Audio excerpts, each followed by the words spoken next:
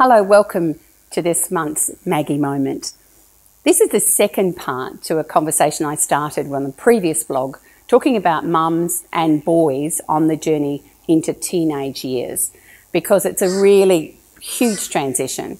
One of the most complicated things is that a boy is actually pushing his mother back because he needs to start becoming an independent person on his own right. The girls do the same, but of course the boy's on the journey to a manhood.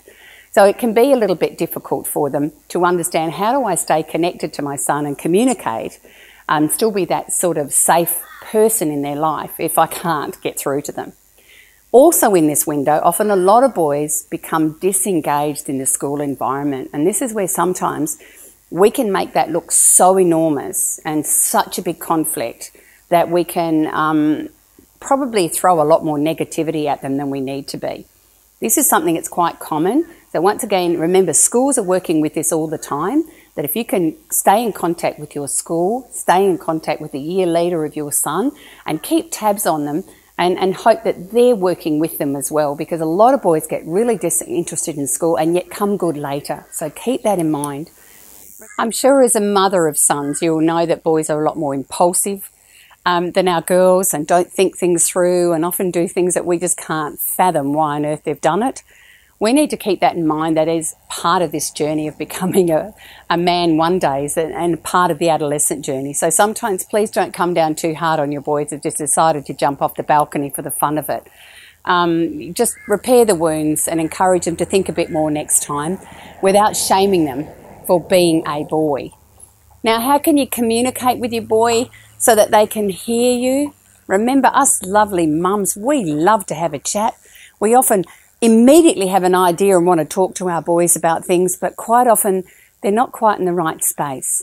So sometimes if they're distracted or they're doing something else, that focus often takes them away from hearing what we might be saying. Sometimes they might be just listening to some music, or they might be watching TV, or they might be getting something to eat. Well, that takes all their attention almost. And if we're talking to them thinking they're going to hear us and we're reminding them about important things, we've just wasted our breath.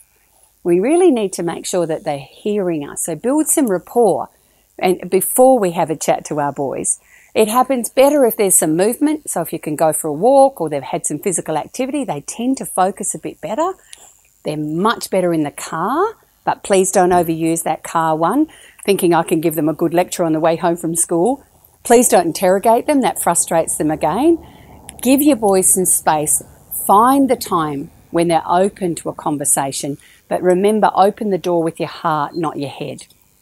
So at different times, I want you to think about what is the most important thing that's worrying me about my boy at the moment, so I can share with him at some point in a quiet way, because we tend to jump in too quickly and that's what pushes our boys away. They need to know that they have our unconditional love, and sometimes that's not easy to do when you've got an adolescent boy in your house. So how else can you keep the communication channels open? Remember, how am I showing my love to my teenage son without telling him? What things am I doing that make him feel really grateful that I'm his mum?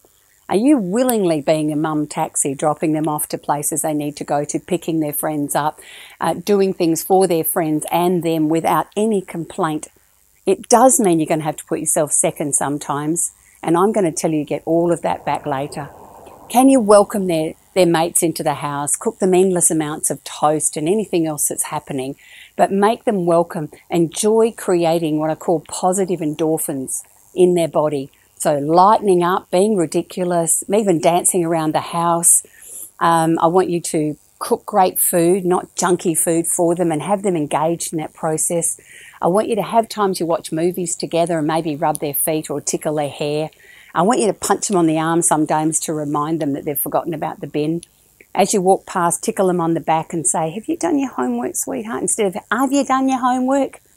So remember, they're already on a journey where there's physical, emotional, cognitive changes going on in a massively scary world full of negative messages on about how to be a man.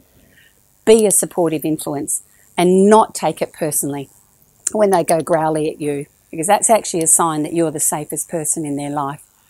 Love them unconditionally, and they will grow through these bumpy parts and turn out to be probably a pretty good sort of bloke one day. You matter. However, how you parent them on this journey can make a huge difference. I hope that's given you a few more tips for the mums of boys on the bumpy journey. And until next time, that's all for now.